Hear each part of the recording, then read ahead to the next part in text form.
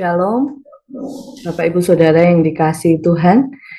Saat ini kita mengucap syukur boleh bertemu kembali dalam Gamaliel Morning Prayer. Kita akan melanjutkan pembacaan firman Tuhan pagi ini, kontekstual Bible reading kita. Kita akan membahas dua pasal hari ini, dari Yosua pasal 16 sampai 17. Ada 28 ayat di dua pasal ini. Kemudian keluarlah undian bagi Bani Yusuf. Batas mereka mulai dari sungai Yordan dekat Yeriko, sebelah timur mata-mata air Yeriko, mulai padang gurun yang naik dari Yeriko ke pegunungan ke Betel, keluar dari Betel menuju ke Luz, terus ke daerah orang Arki, ke Atarot, turun ke barat ke daerah orang Yaflat, sampai daerah Bet Horon, Bilir, dan selanjutnya sampai Geser dan berakhir di laut. Demikianlah Bani Yusuf, yakni suku Manasye dan suku Efraim, menerima milik pusaka. Daerah Bani Efraim menurut kaum mereka ialah demikian. Batas milik pusaka mereka ke timur ialah Atarot Adar sampai ke Bet Horon Hulu. Ke barat batas itu keluar di sebelah utara Mikmetat. Kemudian batas itu membelok ke timur ke Ta'anat Silo. Dan dari sana terus sampai ke sebelah timur Yanoah. Turun dari Yanoah ke Atarot dan Naharat, menyinggung daerah Yeriko dan keluar ke sungai Yordan. Dari Tapuah batas itu terus ke barat ke sungai Kana dan berakhir ke laut. Itulah milik pusaka suku Bani Efraim menurut kaum-kaum mereka. Selanjutnya bagi Bani Efraim ditentukan kota-kota terpisah di tengah-tengah milik pusaka Bani Manasye, segala kota itu dengan desa-desanya. Tetapi orang Kanaan yang diam di Geser tidaklah dihalau mereka. Jadi orang Kanaan itu masih tetap tinggal di tengah-tengah suku Efraim sampai sekarang, tetapi menjadi budak Rodi. Bagian undian yang ditentukan bagi suku Manasye, sebab dialah anak sulung Yusuf, ialah demikian.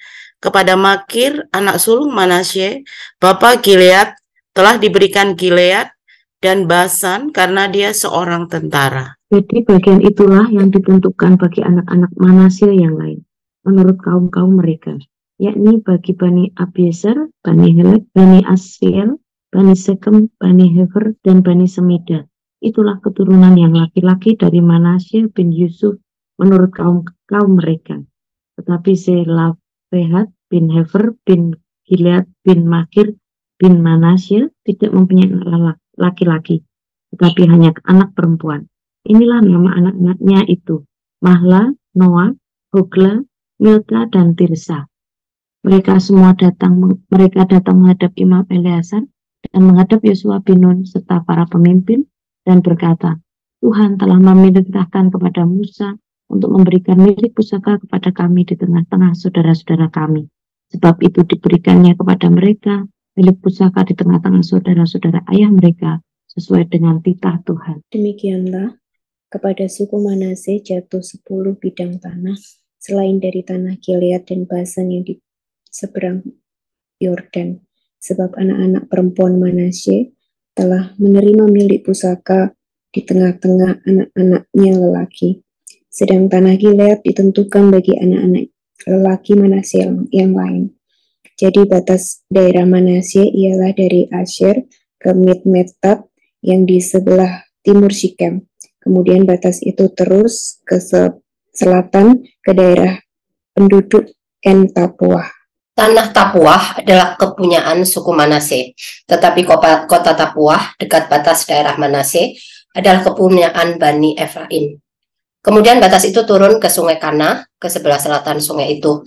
Kota-kota di sana adalah kepunyaan suku Efraim, sekalipun di tengah-tengah kota-kota suku Manasye. Selanjutnya, batas daerah Manasye itu lewat dari sebelah utara sungai itu dan berakhir ke laut. Ke selatan daerah itu kepunyaan suku Efraim dan ke utara kepunyaan suku Manasye. Batasnya ialah laut, di sebelah utara batas daerah itu menyinggung daerah Asher. Di sebelah timur menyinggung daerah Isakar. Tetapi di daerah Isakar dan Asher ada juga kepunyaan suku Manasye, yakni Bet-Shen, dengan segala anak kotanya. Yibleam dengan segala anak kotanya, penduduk Dor dengan segala anak kotanya, penduduk Endor dengan segala anak kotanya, penduduk Tanak dengan segala anak kotanya, dan penduduk Megiddo dengan segala anak kotanya, yakni ketiga daerah bukit itu.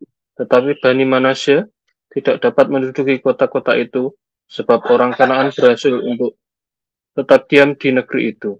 Setelah orang Israel menjadi kuat, orang Kanaan itu dibuatnya menjadi orang Rodi, tetapi tidaklah sama sekali mereka itu dihalangi. Berkatalah Bani Yusuf kepada Yosua demikian, mengapa engkau memberikan kepadaku hanya satu bagian undian dan satu bidang tanah saja menjadi milik pusaka, padahal aku ini bangsa yang banyak jumlahnya. Berkatalah Bani Yusuf kepada Yosua demikian, mengapa engkau memberikan kepadaku hanya satu bagian undian dan satu bidang tanah saja menjadi milik pusaka, padahal aku ini bangsa yang banyak jumlahnya. Karena Tuhan sampai sekarang berkati aku, jawab Yosua kepada mereka, kalau engkau bangsa yang banyak jumlahnya, pergilah ke hutan dan bukalah tanah bagimu di sana, di negeri orang Feris dan orang Refaim, jika pegunungan Efraim terlalu sesak bagimu. Kemudian berkatalah Bani Yusuf, pegunungan itu tidak cukup bagi kami, dan semua orang Kanaan yang diam di dataran itu mempunyai kereta besi, baik yang diam di Bet-Sean dengan segala anak kotanya, maupun diam di lembah Israel. Lalu berkatalah Yosua kepada keturunan Yusuf, kepada suku Efraim dan suku Manasye, engkau ini bangsa yang banyak jumlahnya dan mempunyai kekuatan yang besar. Tidak hanya satu bagian undian ditentukan bagimu, tetapi pegunungan itu akan ditentukan bagimu juga, dan karena tanah itu hutan, haruslah kamu membukanya. Kamu akan memilikinya sampai kepada ujung-ujungnya, sebab kamu akan menghalau orang Kanaan itu, sekalipun mereka mempunyai kereta besi dan sekalipun mereka kuat. Ya, terima kasih Bapak Ibu Saudara yang sudah membacakan firman Tuhan. Kita hari ini sudah sampai di Yosua pasal 16 dan 17, di mana di sini kita melihat milik pusaka yang dibagikan kepada dua suku, yaitu suku Efraim dan suku Manasye. Jadi itu diundi dan kita melihat batas daerah mereka dari ayat 1 sampai 4. Kalau kita lihat di peta itu begitu luas daerah yang diundikan atau diberikan kepada suku Manasye dan suku Efraim. Suku Manasye setengahnya sudah mendapat bagian di sebelah timur Yordan, dan ini yang di sebelah barat Yordan, yaitu setengah suku lagi dan juga suku Efraim. Kita melihat batas daerah mereka yang luar biasa, dan ini adalah kaum keturunan Yusuf atau Bani Yusuf, mendapat dua bagian, yaitu menjadi dua suku, karena Yakub mengangkat anak-anak Yusuf yaitu Efraim dan Manasye menjadi anaknya sendiri. Kita bisa melihat di Kejadian pasal 48, di mana di situ Yakub sebelum meninggal dia memberkati kedua anak Yusuf yaitu Manasye dan Efraim, dan oleh Yakub memang yang kecil atau Efraim itu diangkat menjadi anak yang sulung, seharusnya Manasye, tetapi ya Yakub mengatakan yang Manasye, yang Efraim yang akan mendapat hak kesulungan dari Bani Yusuf. Dan di situ ya kita melihat kenapa Yusuf menerima menjadi dua bagian, yaitu Efraim dan Manasye. Ya, di mana kita ingat peristiwa bagaimana Yusuf sudah menjadi berkat bagi keluarganya selama 7 tahun masa kelaparan. Ya, Yusuf dipakai Tuhan untuk memelihara keluarga mereka, dan karena kasih sekalipun dulu diperlakukan dengan tidak baik, tetapi kita ingat bagaimana Yusuf mengingat melihat visi Tuhan, rencana Tuhan bahwa memang Yusuf yang harus mendahului mereka ke Mesir untuk memelihara kehidupan keluarganya dan bangsanya. Ya, sehingga di sini memang Yusuf memperoleh privilege atau ya satu keistimewaan di antara saudara-saudara yang lain. Dia menerima dua bagian di antara suku-suku Israel. Dan di sini kita juga melihat dari pasal ayat 5 sampai 9, di situ adalah bagian yang diberikan untuk Bani Efraim. Kalau kita lihat di petanya, Efraim ada di tengah-tengah suku-suku Israel. Ini adalah daerah yang terbaik di Kanaan, dan itu diberikan untuk Bani Efraim. Dan juga ada keterangan dari ayat 10 bahwa orang Kanaan ya tidak dihalau oleh mereka, tetapi mereka akhirnya dijadikan budak rodi bagi orang Efraim. Dan kemudian kita lihat di Yosua pasal 17, secara khusus ini adalah pembagian untuk suku Manasye yang setengah lagi di bagian barat Yordan. Dan di situ diberikan bagian undian bagi suku Manasye kepada Makir, kepada Gilead, ya, anak sulung Manasye adalah bapak Gilead, sudah diberikan Gilead dan Basan. Gilead dan Basan ada di sebelah barat, dan karena dia seorang tentara, nah ketika meminta bagian itu kepada Musa itu diberikan. Kemudian ya kita lihat juga di situ ada putri-putri Selafehat, karena Selafehat tidak memiliki anak laki-laki, akhirnya anak perempuannya yaitu Mahla, Noah, Hogia, Milka, dan Tirsa. Mereka meminta bagian milik pusaka di antara suku-suku Israel. Dari ayat 4, mereka datang menghadap Imam Eleazar dan menghadap Yosua bin Nun serta para pemimpin dan berkata, Tuhan telah memerintahkan kepada Musa untuk memberikan milik pusaka kepada kami di tengah-tengah saudara-saudara kami. Nah, mereka meminta apa yang menjadi bagiannya kepada Yosua dan Imam Eleazar. Dan oleh sebab itu ya diberikan kepada mereka milik pusaka di tengah-tengah saudara-saudara ayah mereka sesuai dengan titah Tuhan. Ya, Tuhan sudah berjanji memberikan milik pusaka kepada anak-anak Selafehat ini, kepada kaum perempuannya, itu juga dijamin oleh Tuhan. Dan di bagian selanjutnya dari ayat 7 sampai 11 di pasal 17 kita melihat ada di situ daerah yang luas bagi Bani Manasye dengan segala batas-batas yang sudah ditentukan Tuhan bagi mereka. Dan ya, tetapi kita melihat juga di ayat 12 sampai 13, Bani Manasye tidak dapat menduduki kota-kota itu sebab orang Kanaan berhasil untuk tetap diam di negeri itu. Setelah orang Israel menjadi kuat, orang Kanaan itu dibuatnya menjadi orang rodi, tetapi tidaklah sama sekali mereka itu dihalaunya. Jadi orang Kanaan ada yang tetap tinggal di antara orang-orang Manasye, dan karena mereka tidak dihalau. Seharusnya menurut ya perintah Tuhan setiap ya bangsa Kanaan harus ditumpas, harus dihalau dari negeri itu, karena ya mereka berpotensi untuk menyimpangkan ya orang-orang Israel. Dan di bagian terakhir di sini dari ayat 14 sampai 18 ya, di situ orang-orang Bani Yusuf, orang-orang Efraim dan Manasye datang kepada Yosua dan mereka menuntut gitu ya. Ayat 14, berkatalah Bani Yusuf kepada Yosua demikian, mengapa engkau memberikan kepadaku hanya satu bagian undian dan satu bidang tanah saja menjadi milik pusaka, padahal aku ini bangsa yang banyak jumlahnya karena Tuhan sampai sekarang memberkati aku. Ya. Mereka merasa bahwa tanahnya itu masih kurang luas sehingga ya mereka harus akan minta diberikan untuk bagian undian yang lain gitu ya. Dan Yosua dengan hikmat Tuhan dengan bijaksana mengatakan, kalau engkau bangsa yang banyak jumlahnya, pergilah ke hutan dan bukalah tanah bagimu di sana di negeri orang Feris dan orang Refaim, jika pegunungan Efraim terlalu sesak bagimu. Jadi Yosua memberikan saran nasihat bahwa mereka harus membuka daerah-daerah yang memang saat itu masih berupa hutan-hutan, dan itu harus ya babat alas istilahnya untuk membuka daerah-daerah baru. Ya.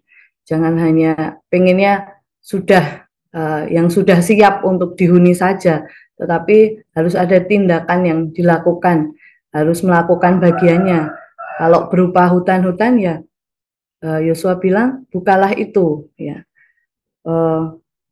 menjadi tanah pertanian seperti itu. Dan mereka masih berkata kepada Yosua di ayat 16, pegunungan itu tidak cukup bagi kami, dan semua orang Kanaan yang diam di dataran itu mempunyai kereta besi, baik yang diam di Bet-Sean dengan segala anak kotanya maupun yang diam di lembah Israel. Ya, rupanya mereka ya tidak mau menghadapi orang-orang Kanaan yang saat itu masih tinggal di situ, karena ya dengan kekuatan keretanya ya mereka ya kemungkinan enggan untuk ya berperang melawan orang-orang Kanaan itu yang ya dengan segala perlengkapan perangnya gitu. Dan kemudian Yosua kembali berkata kepada ini suku Efraim dan suku Manasye, engkau ini bangsa yang banyak jumlahnya dan mempunyai kekuatan yang besar. Tidak hanya satu bagian undian ditentukan bagimu, tetapi pegunungan itu akan ditentukan bagimu juga. Dan karena tanah itu hutan, haruslah kamu membukanya. Kamu akan memilikinya sampai kepada ujung-ujungnya. Sebab kamu akan menghalau orang Kanaan itu sekalipun mereka mempunyai kereta besi dan sekalipun mereka kuat. Mereka harus percaya, beriman bahwa Tuhan yang sudah menyerahkan tanah Kanaan itu kepada mereka, sehingga ya kalau kamu ya mengklaim dirimu diberkati, kamu adalah bangsa yang besar, kamu harus menghalau orang-orang Kanaan itu, dan kamu ya sebab kamu akan menghalau orang Kanaan itu. Nah, itu harus menjadi iman mereka bahwa sudah diberikan Tuhan tanah itu, mereka harus meyakini janji Tuhan, mereka harus mengerjakan bagian mereka untuk membuka hutan, untuk menghalau orang Kanaan menghadapi mereka sekalipun mereka ya dengan mempunyai kereta-kereta besi, sekalipun lawan atau musuh yang dihadapi adalah bangsa yang kuat, ya menurut manusia lebih kuat dari mereka. Tetapi janji Tuhan, tanah itu sudah diserahkan dan mereka harus mengerjakan bagian mereka untuk membuka tanah itu, untuk menghalau orang-orang Kanaan. Jadi di sini Yosua memiliki ya luar biasa hikmat, kebijaksanaan untuk ya mendorong orang-orang atau suku Manasye dan Efraim itu untuk menduduki tanah Kanaan. Sekalipun mereka adalah ya satu suku dengan Yosua, Yosua tetap berani menegur mereka dengan kasih, dengan hikmat, dengan kebijaksanaan yang dari Tuhan. Nah, Bapak Ibu Saudara, apa yang bisa kita pelajari pagi hari ini? Amanat teksnya bahwa Tuhan menepati janjinya untuk memberikan milik pusaka kepada suku-suku Israel. Dan pagi ini kita melihat diberikan kepada suku Efraim dan suku Manasye. Nah, umatnya ini harus meminta, mengklaim, dan melakukan bagiannya dengan setia, mengerjakan apa yang harus dikerjakan dengan setia kepada Tuhan.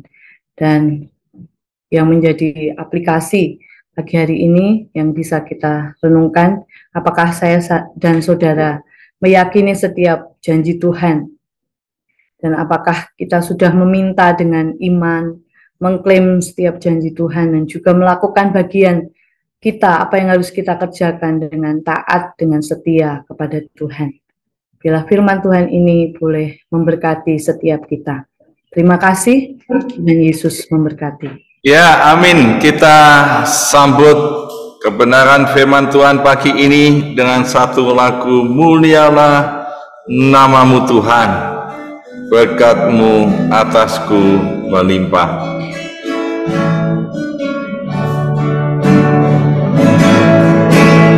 Mulialah Namamu Tuhan, berkat-Mu atasku melimpah. Mulialah namamu Tuhan, Kau layak terima pujian tertinggi. Mulialah namamu Tuhan, berkat-Mu atasku melimpah.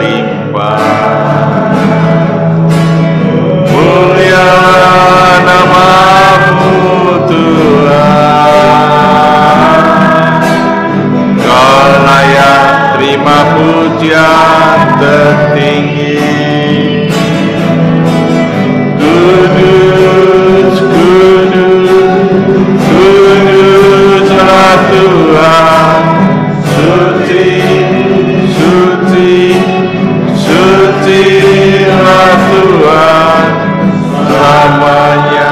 Oh, mulialah nama-Mu Tuhan.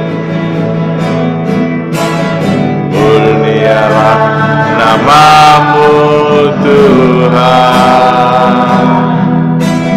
Berkat-Mu atasku melimpah.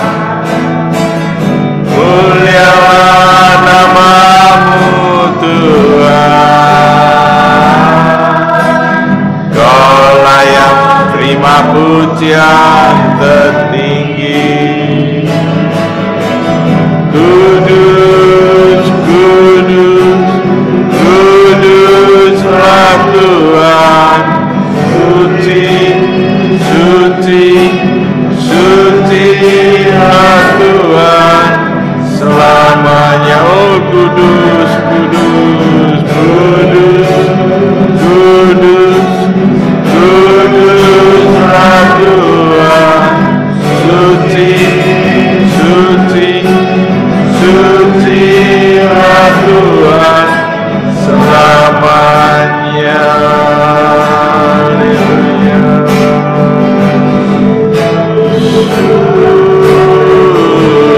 Haleluya, haleluya. Kami menyembah-Mu.